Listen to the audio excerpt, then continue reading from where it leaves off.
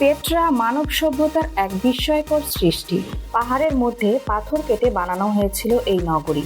লাল পাথরের শহর নামেই পরিচিত পেট্রা।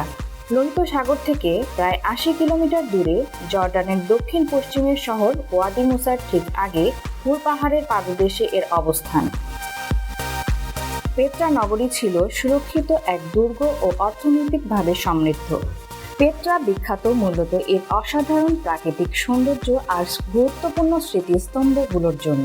অনেক গুহা আছে এই পেট্রা নগরীর আনাচে কানাচে, যা আসলে চলাচল করার রাস্তা। গুহার পাশেই রয়েছে সে প্রাচীন দালানগুলো, যার মধ্যে সব থেকে বিখ্যাত হল খাজনেট ফেরাউন নামক মন্দিরটি। ফারাওরা এখানে তাদের ধনরত্ন রাখত।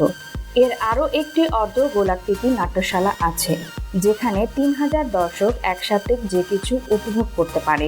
মরুভূমির উপর দিয়ে পারস্য উপসাগরে যাওয়ার প্রধান সব বাণিজ্যিক পথগুলো নিয়ন্ত্রণ করত এই পেট্রা নগর।